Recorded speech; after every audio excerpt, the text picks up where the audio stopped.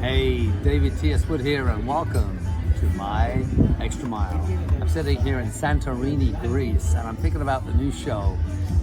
This woman is mind-blowing, and when she talks about leadership, she talks about the 4 attributes of leadership, how to lead elegantly, and so much more. So enjoy the show. You know what to do. All right, and always share, get involved with the conversation, and enjoy the amazing Cathy Savage.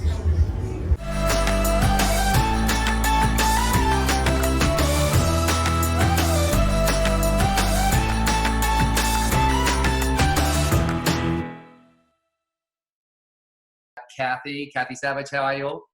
I am great, David. It's so good to be here.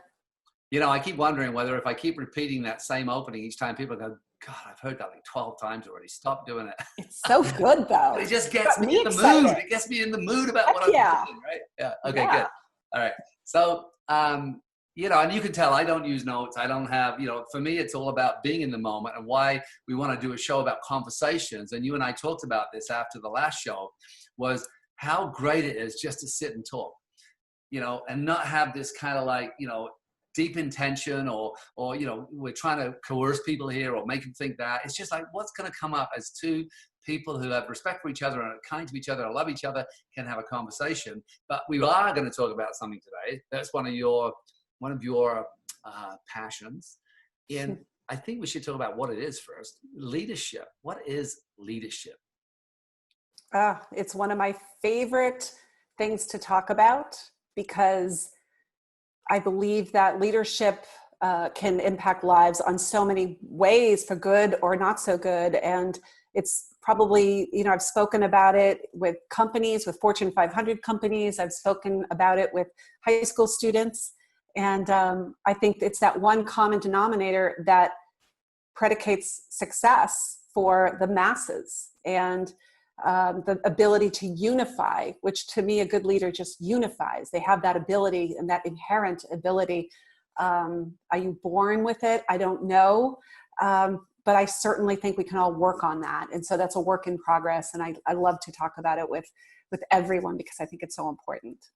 Yeah, and I suppose for some families or some people, it can feel like you're born with it because you grew up in a structure where it's expected. You know, and you see that with a lot of people who grow up on farms. You know, they grow up with a work ethic, and you know, if they go, you know, I notice a lot. The environment plays such a big role there. But let's go back to your journey with leadership. When did you start to discover that, you know, or when did you start to articulate that you are a leader, or when did that happen? Was it young or? Yeah, I was young. If you talk to anybody that knew me in high school, I was the one who organized the fundraisers. I was the one who bought the present for the teacher who was retiring. I was the one who said, hey, everybody, let's put on a show to raise funds for the football team. I was that person, probably annoying to everybody, but that was me. But I wasn't someone who just assumed leadership. I usually just stepped into it when I saw a lack of leadership. And it's just always been within me to step out of line and help, not step out of line and be disruptive, but more help and find solutions. My dad always used to say, I would love for you to be on my lifeboat, Cathy, because you can figure out anything. And that's kind of what I've always kind of looked back on, and how I often judge people like, would I want them on my lifeboat? Yeah, I would want them on my lifeboat. So, and that just means that they can figure out stuff. So I think it started at an early age. That's you mentioned in the first show a lot. I didn't talk about this on the first show, but I get a deep sense about your parents. And you've referred to what they've taught you so often. And there's another one right now. And I just really commend them. I know, sadly they passed, but because, you know, you're at 56 and you keep, you know, mentioning what you were taught by them. So you can almost understand that when you were young, you know, some of that stuff was instilled by the environment you grew up in. I mean, was there, when you say, you know, sort of you stepped into the gaps, what sort of when you watch other people, they make other choices, right? So sometimes there is a gap, but people are afraid. A lot of people won't step in because they're afraid of getting it wrong, afraid of messing up, afraid of looking bad, afraid of humiliation. So there's that kind of danger zone, right? For a lot of people, it's like, do I lead or do I wait? Am I passive or am I too aggressive? Talk a little bit about, how you've been able to navigate that, knowing how to step in with elegance, because I think that's the secret. Because people, I love, there's a couple of sayings about leadership. You can't lead the cavalry if you think you look funny on a horse. You ever heard that? No, I love that. Right. Yeah, but I mean, if you're really thinking negative things about yourself, it's hard to lead because you're in such a place of self-doubt, right? Yes. And I don't think any leader would tell you that they always lead with grace. There have been times when I have been too abrasive and I have misstepped and I have stepped in prematurely, but at least I've stepped. And that's the way I look at it. Sometimes it was too much. Sometimes it was overbearing. Sometimes it could have been disrespectful. And I don't like that, but I think that's part for the course. I think that leadership can be really messy sometimes. But I'll take that because at least I'm stepping, and it's usually for the good, but there have been times where I have to kind of do that 5-second rule and wait a minute, hoping that somebody else steps up. Because in leadership, especially in our profession, you don't want to be the only leader. Your job is to cultivate and pour belief into people so that they can step out. So it's a process of learning to yin and yang. And anyone who says they have it perfect, I don't think they're being very honest about it. So I will say that I don't think I've mastered it, but I've mastered the art of stepping out even when I'm fearful. Yeah, it's interesting though, because, you talk about, again, a great profession where, great leaders understand that they want to create the vacuum so that other leaders can step up. And that's that beauty. And that's why, learning basic skills, you're teaching a basic skill and then allowing someone like opening a room or, telling a story, how you can see someone who suddenly they get to step up and now they're in front of a room. And this is what's beautiful about our profession. Again, we get to grow people for a living. And I love those early steps where you see someone overcoming their fear and finding their voice or finding that. And then that leader the leader's already in there, but that belief in leading starts to emerge, right? Oh my God, it's probably the best part. And I tell people that right from the get-go. What I say to them is, you're going to cry. When you know you're a leader, you're going to cry, because what's going to happen is you're going to bring someone into your organization and there's someone who may not have that belief, but then you somehow pour that into them and they step up and you are now that leader who has had that impression, and it's going to make you cry. And everyone's like, well, I don't know if it's going to make me cry, but then then it happens. And they finally feel what it's like to lead and to be partially responsible for someone else's success. It's an intangible that you can't describe until you experience it. And when they do, it's emotional. And so I always preface it and I say, when you start crying because you helped somebody, that's your first level of leadership. Yeah. And it happens and it never gets old, David. I still get so happy when I hear someone in my organization say that. It's so fun to see someone actually step into it with action steps. Yeah. And it's so interesting, isn't it? Because, really at some point we're all leading. You're leading your families, you're leading your bank account, you're leading your home. So it's kind of interesting because there is that kind of weird dichotomy is what's a leader? Because there's, like you said, there's different styles. I wonder if we want to talk about some of the attributes of leaders that you like. When you look at a leader, what are some of the attributes? Because I'm always surprised. There was a study of 10,000 people and they asked, what are the attributes that you follow in a leader? And the 4 things they came up with were all things that every single person listening right now could embrace and grow and enhance like immediately. It's not like they have to go to school, business school. They can just start to do it. But I wonder from your perspective, and do you want me to share what they were? The compassion, trust, hope, and stability. Those were the 4 things that the 10,000 people said what they want in a leader is greater compassion. What they want in a leader is trust, which means they keep their word, right? What they want in a leader is stability. And that's why I love about following systems. And that's what you're all about, is following a system. Stability is doing the same thing over and over and over again. So it's not constantly changing. Trust, hope, and delivering hope. But so share with me, what are some of the attributes for you when you look at it and say, this is a great leader because? Yeah, I would agree with all of those. They're pretty obvious. Those are the obvious ones. For me, I look at someone who's fair, someone who's friendly, someone who's firm, the 3 F's as I was taught, and a unifier. Because the hard part about being a leader is to be that decision maker when you have to be the tiebreaker. And that is whether it's political or you're a CEO, you have to be the unifier. How can this decision be made being firm, friendly, and fair? And I was taught that in college, and I was taught that again from my parents, that a good leader is firm, friendly, fair, and unifying. And so there are those decisions that you may not look compassionate. You may not look that compassionate, but you need to look like you're fair, because sometimes you have to make decisions that don't seem fair, that half the group is not going to be happy with. But if you lead with fairness, people don't have to agree with you. But if they know you're fair, it's just a little better feeling when you walk away from that. So I try to do that with everything that I do, with every decision I make. I kind of lean on those coupled with the words that you've used. And I think that's a great combination of a good leader. Well, it's, what I love about that, fair, because you say, well, what's fair? Because I find that would be easy for me to say, what's fair? Well, if I was to look at it through a different lens, and to figure out what fairness is, if you haven't figured it out already, right? Fairness is quite a simple thing. How would I feel if, right? Right. Because I tend to do that, put myself in other people's shoes and sort of see it through that lens. But I love that. I mean, the 3 F's, very, very simple.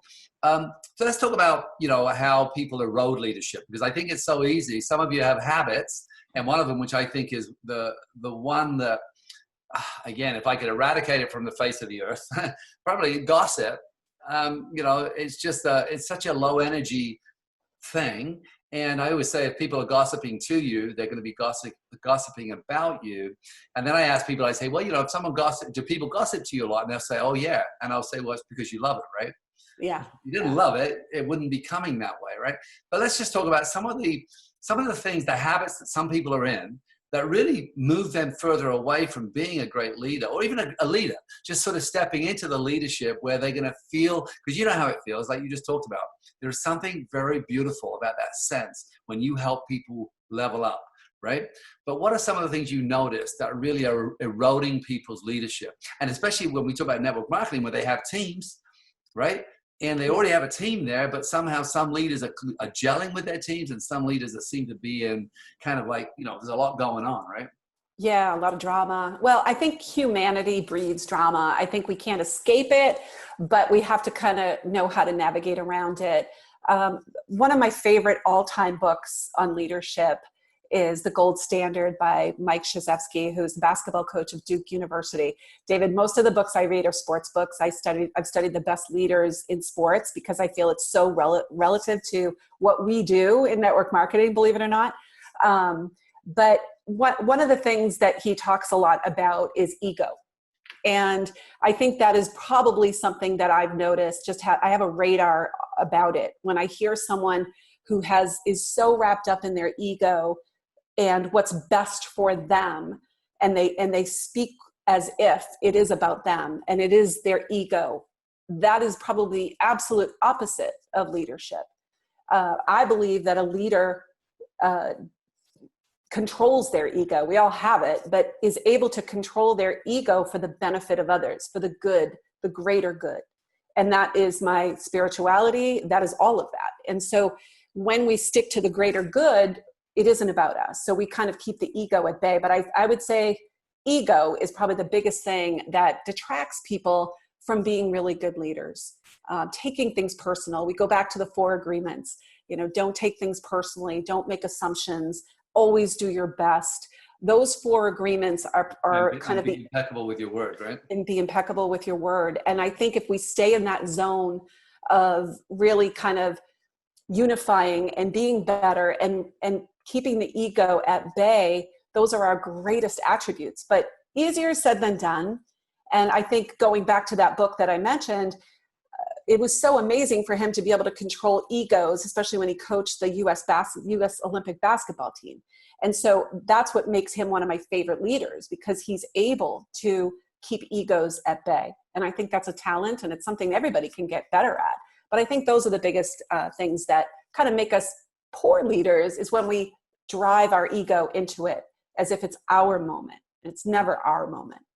So let's open the door for someone who's like, again, because there may be a lot of new people listening, but they're saying, okay, look, I get this journey, and I want to build a network, and I would love to become, because I always think, even intentionally, I'd love to become a great leader.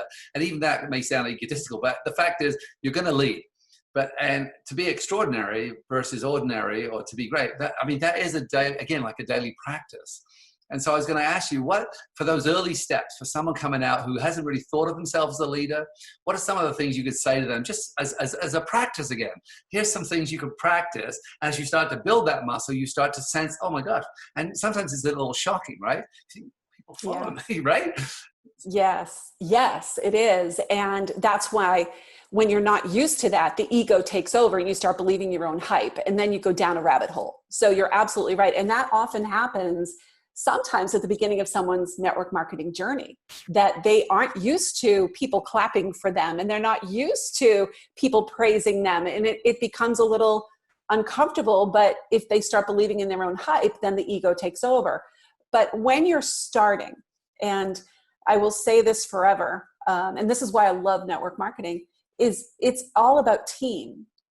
It's all about team. And the leader unifies that team, so that when you come into this business, knowing that you can serve, knowing that you can heal, knowing that you can make someone better, whether it's physically, financially, or both, having that need of others coming before you, that is the true mark of leadership. And this is the place where you can become that leader, as opposed to traditional business, to become a CEO, you have to usually have multiple degrees or experience. I've said this to so many people of why I love this business, is because you can become a magnificent leader in the network marketing profession as long as you care about people. And a good leader walks alongside someone, not in front barking orders. And so if you are that person that wants to lock arms together, you can lead. And so that simplifies the process. Yeah. Now, leadership is a profession, in my opinion. There is a lot that goes into it, and we should always be learning and studying. And I'm still doing things at the collegiate level on leadership. But when we're starting, you just have to care about someone's outcome. And when you care about someone's outcome, David, I have rank advanced in my organization so many times and didn't know it, because I was so busy trying to help others rank advance, that I was, at the end of the week, I'd be like, oh my God, I think I just rank advanced. And I think that is an attribute of caring for people that have trusted you enough to lock arms with you, and making sure that you're there for them and that you don't leave them behind. It's interesting. I love that focus of yours. It's like, and because that really is the secret. If you want to rank advance, help other people rank advance. Let's talk about one of the common things that happen in network marketing. And I hear it across not every team, but most, where suddenly because you're the first person and you've enrolled people, and suddenly someone comes in and there's this kind of tension. Someone breaks away, apparently. They don't come on the team calls. They want to do their own thing. And there's all this kind of like ownership thing going on. It's like, but you're, and people fight. And you talked about it earlier, human nature. It runs into everything. But how do you help people navigate that? Is that they're going to build a global team, and then some people will align and work together, and some won't. But how does that stay in elegance? I'm sure it's happened to you that some people, want to go and do their own thing and have their own calls and and maybe they don't want you talking to their team just yet. How have you navigated that? Oh, of course it's happened to me. I mean, sometimes I'm too much for a lot of people. So it's always a good thing for not, I'm glad when they don't bring me onto the teams, because they don't need me sometimes. And I love that. I want my organization to be duplicated. I don't want to be the queen bee. It's never been anything that I've ever wanted to do, but it does happen. And again, that's when egos take over. And sometimes you personalize it and you say, well, why don't they want to work with me? When in reality, and this is again, the beauty of this business, is that that's natural progression. It's like mothering. You want your little ones to grab wings and fly. So if you've been a mom, you understand it and you know that you'll be there for those people, but you want to give them wings and you want to help them fly. And that is part of our mission. And that is actually the business, because you want to duplicate. It can't just all rise and fall with you. So, but I do think that happens. It has happened to me. Sometimes you do take it personally, but I always shift that it isn't personal. It's someone who really wants to step out and do things their way. And I think the way you get around that is you allow someone to spread their wings and say to them, I love that you're doing this, because this is what it's all about. But if I'm here if you need me. I'm here if you need me. I am not going anywhere, but I love that you're doing this. Because again, belief and leadership are one and the same. You have to believe in your people, because a good leader doesn't have to do everything. My dad used to say that because he was a head of school, and there would be these teachers who would stay after school and they'd be there at 5:00. And my dad used to say, why are you still here? And they'd say, well, I've got to do this. And he would say, you're not doing your job right if you have to still be here. So I look at it that way. Our job is to cultivate leaders. We want them to do their own calls. We want them to step out on their own, because now they're impacting more people. So, but it is a reality. It really is. And you just got to look at it as a good thing. Well, I love that. And I want to emphasize it just a little bit more, because I know this happens more than we want. Maybe when somebody has that happen, if they're listening to this right now, I want you to understand the other part of leadership that I love is leading when no one's watching. So how you behave, right? So let's say that you make the call that Cathy just talked about. Okay, hey, listen, I'm so proud of you. I'm here for you. Whatever happens, I'm, blah, blah, blah. You do that. And then you turn around to your friend over here and say, oh, I can't believe it. She's left. I can't believe they don't want to work with me, right? That's what I see is that kind of thing. Is like, if you're going to say that, live it. Live it, and do not involve other people into it and create. Because I think what a lot of these early leaders do is they create their own drama. They create it. They wonder what's happening in their team. And because of that possessional, we don't own anyone. It's a volunteer army. But just talk a little bit about that, about this kind of leading when no one's watching. Because a great leader, it's not like you can't lay on the couch and have a slob day. I'm not talking about that. I'm just talking about that. And if you go back to the 4 agreements, and Miguel's a friend of mine, right? Being impeccable with your word is such a big one, right? Oh, that book changed my life, to be honest with you. A good leader does lead when no one's watching, because it isn't about you. It's about the atmosphere that you've helped create. And a leader doesn't do it on their own. I could never say that my success is because of something I did. It's a team effort. But when those things happen, and they do, you have to really kind of, it isn't a catch-all, because sometimes people do that before they're ready. And that's a problem too. Yeah. And so I have seen that more than the other way. I love when people want to spread their wings, but I want to make sure their wings are solid. And that to me is when things get a little rough, because someone might think that they're ready and you may think they're not. And again, if you treat them kind of like a mom would, where if they were a rebellious teenager, you give them a little bit of room, but a good leader supports and is fair and gives them feedback. I always ask, would you like my feedback? Can I give you some feedback? Would you like it? I'm very hands-on with that, just because I study leadership. But I see the opposite. I see people who run too fast, and then the ego flows in. But I model where I want to be, period. So if someone in my organization or even in my company, and this has happened so many times, where the number one leader in the company who's not financially linked to me calls me up and gives me some tips and advice, I listen. It's not about me because I want to be where she's at. And so I gravitate toward that. So I would say if anyone's listening on this call, find and surround yourself with someone who is already at where you want to be.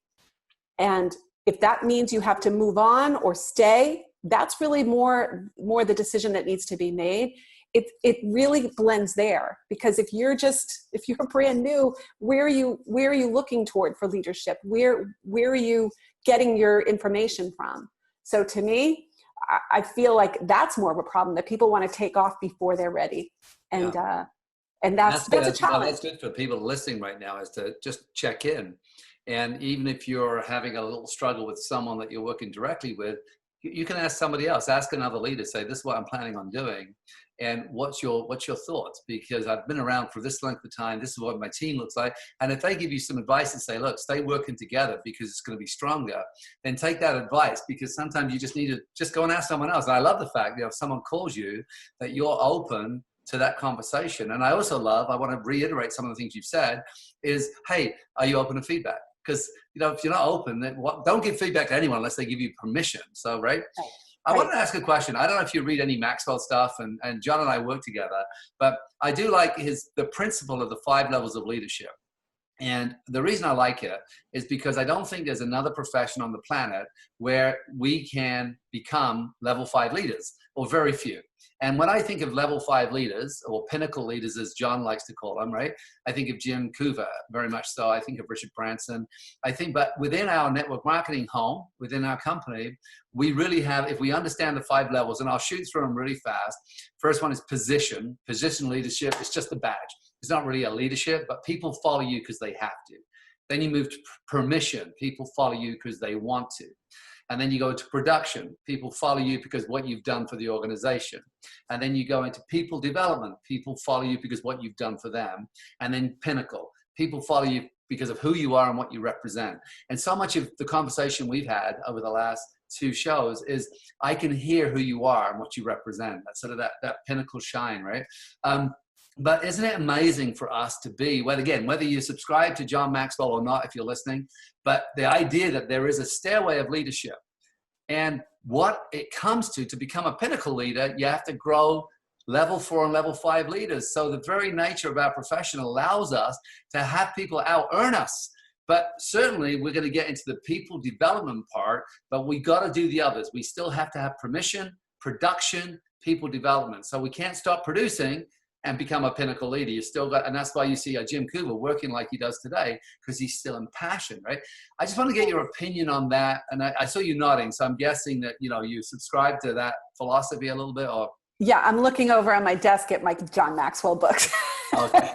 Yeah, he's someone that I really, really resonate with. I think if you open up a dictionary and you see that kind face of leadership, it would be him.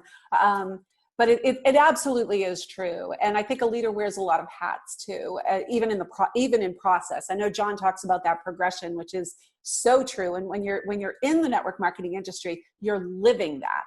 So I'm a big fan of his teachings, of his work, of his kindness and the compassion of how he shares it. He always feels better after you listen to him. Yeah, you feel like he's sitting at the foot of your bed like a granddad reading you a story. Yeah, he reminds me a lot of my dad. That's how my dad would have loved him. It's just that wisdom. It's just that wisdom that you've never even questioned. You're just like, oh yeah,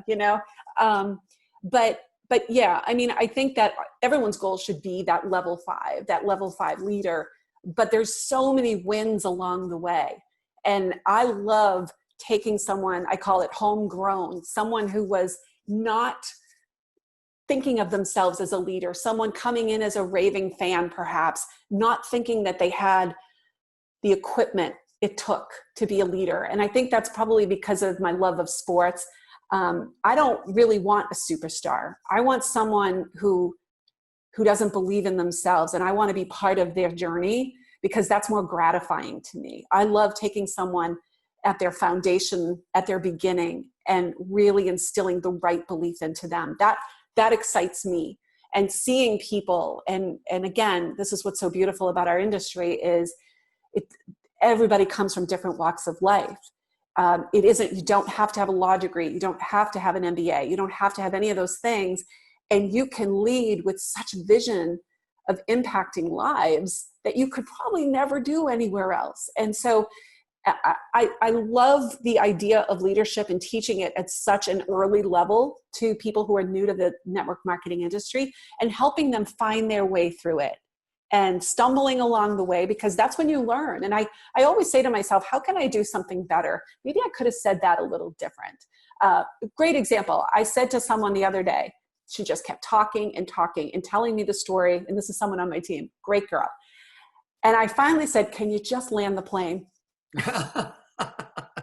And I just, I'm East Coast. That's how we talk. If someone's going on and on, you just say, land the plane. Come on, tell me the whole story. And I said to myself, and she's from the South, and she looked at me, we were on Zoom, and I said, oh gosh, I am so sorry. I said, that was not the nice thing to say. And she laughed. But, I always say to myself, how can I be better? How can I do things better? How can I get my message across in an efficient way?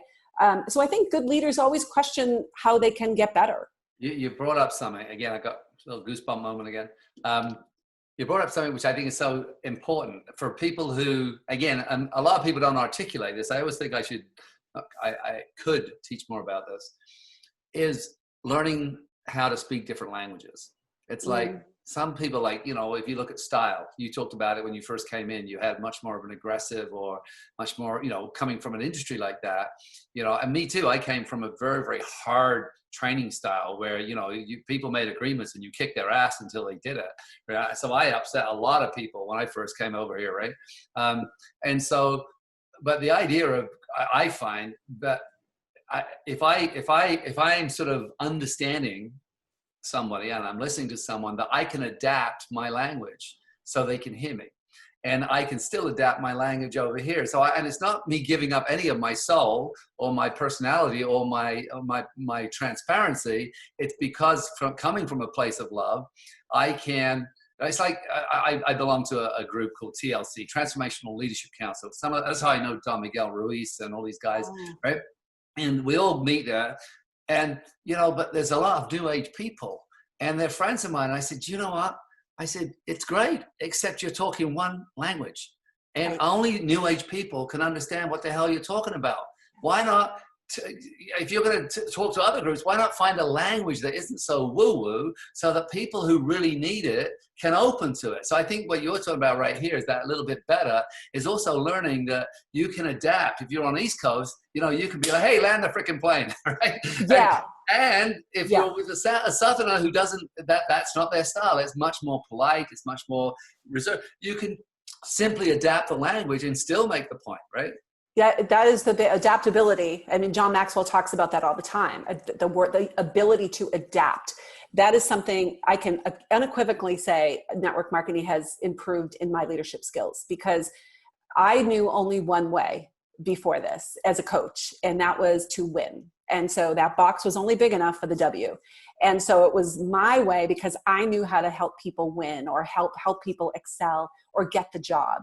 This was so different for me. And I think that's why I came in guns blazing. And I remember David Wood, you said from the stage, every master was once a disaster. And do you know, from the second row, I said, except me.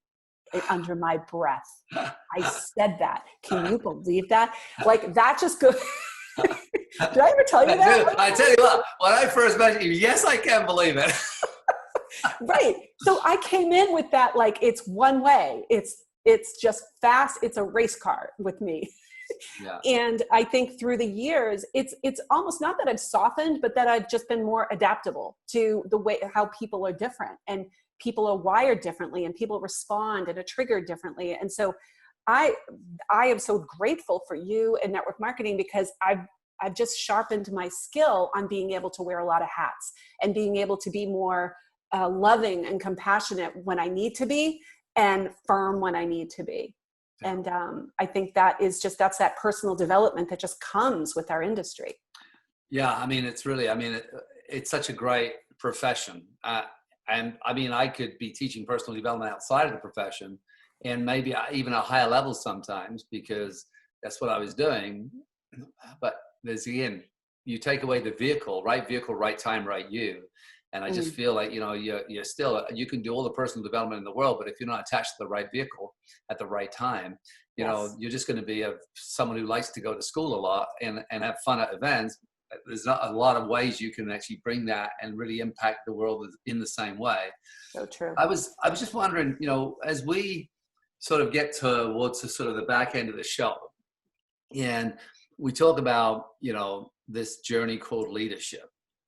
I remember I used to play a video at one of my events. It was a leadership event, and it was called the first follower. Is that, and I remember a guy that we both know, Angus Love. I remember him watching that video and coming up. He says, I just realized is that, I'm actually, my place in leadership is to become that sort of sergeant behind a leader and follow. And I'm actually at my best there. I don't want to necessarily be the visionary leader, but I'm going to be the committed lieutenant and know that I'm a first follower. I want to follow, and I want to harness, and I want to. So it's not like leadership has to be, you're always out in front, right? I mean, when I led my team up Kilimanjaro, I led predominantly from the back, and, and bringing that whole team together. And unifying a team of people climbing up 19,000 feet. And for 4.5 days straight, I was always right at the back, whispering in the ears of the young and whatever, and bringing the team together. And finally, I was asked to come to the front for the summit. But let's just talk about that, is that leadership doesn't have to look like, all right, I'm a leader. Or there's a definition, because if we look at, again, I think Maxwell's definition is the power to influence. So the term leadership, power to influence, well, you can influence from lots of different positions, right? Oh my gosh. Yeah. And you can see that some of the best leaders I know in our network marketing company have all different types of personalities. You have that quiet person who gets things just across in such a beautiful, graceful way. And then you have, someone who's a little rough around the edges, and everybody's different. But I think that the power to influence comes from all different positions, and you can be, I prefer to be in the trenches. I prefer to be alongside. I don't like being in the front. I don't want to be in the front. I've never wanted to be in the front, but I want to be alongside, like a football coach screaming in the ear of that kid who's trying to do 50 push-ups. Like, that's me. I'm not in front of him. I'm on the side of him. But that could look so different for somebody else who's more compassionate and loving and softer spoken. But the idea of influencing someone is really the heart of what it is. And what it looks like comes in all different personalities. And so again, I go back to really having compassion and care, and knowing that you want the team to succeed. You can look at so many different sports teams in history who didn't play with that team concept, and it killed them. But you can see when people together work as a fine-tuned machine together as one, that's when people have the most success. And so I always aim for that. I want to be that team of thousands that are brought out together, not as one. And that's something that sports has really taught me. And I think it helps in leadership and pouring belief and leadership skills into the right people. I think when they see that, they know that someone's not talking at them, and I really just try to be mindful of that. Well, we're almost at that hour. I could talk to you for hours and days about this. And it's been such a joy. The last show, it blew by in minutes.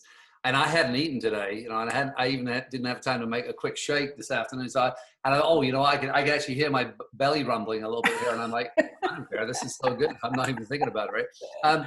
Let's talk about something. As far as leaving, I always love to leave either a challenge or some homework or some, something that you could impart to say, sort of a final wisdom, but what's something that we can embrace if you're listening, to sharpen that leadership sword, or any last advice you have? Oh my gosh. I know there's never just one thing, to walk away with. I think I would just say that there is a leader in everybody, and it's a decision to make to take a step forward. And I want people to imagine themselves almost in an army-like formation in a straight line. And imagine yourself stepping out of that line for the greater good of that line. Would you be able to do it? And that's why, like, war movies, all these type of things intrigue me about leadership. It's that ability to step out of line when you feel that you have something to say. And so I would challenge you to come up with a scenario like that. Where could you have the posture and the positioning to make your presence known? Because it's needed in this world. And if you have that confidence and that positioning to step out of the line, to help, to roll up your sleeves, what scenario would look the best for you? Now, that could be anything right now. It could be, if you're a husband listening to this saying, you know what, I'm going to help my wife cook dinner tonight. That's leadership. That's stepping out of the normal line that you're already a part of. If you're in a network marketing industry team, you might say to your leader, your current leader, hey, I'd love to lead the call next week. Could I do that? So stepping up and stepping out, knowing that it's uncertain, is the way that we become leaders. It's never comfortable, nor should it be. And that's what defines you as a leader, is your power to influence and make everyone around you better. And I would challenge people to do that, to take one step forward in their current situation, whatever that looks like, and speak up. Yeah, that's beautiful. As I listen to this, again, we could probably have a whole other show and continue just talking about leadership. And I want to sort of get back to this last piece is, because we're in network marketing, regardless of your confidence level right now, your education, your gender, whether you've made lots of mistakes in life, whether you've been divorced or whether you've been to jail, is that this is a journey, and the journey involves possibility, and the possibilities are endless. And the fact that you are part of something or culture where, for you to be able to grow into your greatest self is there. It's just there. It's the very nature of it. And that we get paid in direct accordance to the amount of people we help. And so starting to help someone right away is quite easy. But again, going back to how we think about ourselves, if you go back to the first show we did together, talking about belief and managing the mind. So often, we inhibit ourselves from great leadership because we're so hard on ourselves, judging ourselves, beating ourselves up, the negative voice in our head. So again, don't worry whether even as you're listening to this, oh, I can never do that. That's exactly the voice to challenge, and the understanding that in the journey, you're going to find a way through practices to silence that critic, the inner critic, that negative mind, and start to step into, and you can either jump in or you can tiptoe in. It's always up to your speed. But just to understand that, I believe that, network marketing offers the greatest leadership potential for any single human being. With that being said, Cathy, I want to hand it back to you for any last words, last thoughts. Oh, I love that. I love that. It's the greatest equalizer on the planet, network marketing, because you can be someone that perhaps someone else told you couldn't be. This is the arena. If leadership is something that you are into, I can't imagine another industry that would give you and yield you the results of feeling what it is to be a leader and to help others lead. So I feel that just having talked to and listened to you, and David, this is your zone of genius. It's just brilliant. I learned a lot today, but just to kind of step up and step into the uncertain, because nothing in life is certain. And we sometimes think there are things that are certain and things that are uncertain. Well, actually everything's uncertain, especially now. And so what greater time to exercise that freedom to just step out and exercise that gift of leadership, and doing it in network marketing. I think it's an amazing gift. Awesome. So again, remember everyone, this is my extra mile. It's all about those little incremental steps. It's that little 1% of difference every single day. It's not about eating the whole elephant. It's about you just understanding. It's just that little tiny improvements. And now remember, we can change the speed. If you want to go faster than that, go faster. but just as a bare minimum, just to say, hey, what did I improve a little tiny bit today? Your little extra mile. And those little extra miles are going to add up. And you'll be able to have all the things you want, the choice you want, the freedom you want, and the love you want. So with that, I send my love to you. This has been amazing. Thank you so much, Cathy. You're the best. Thanks, David.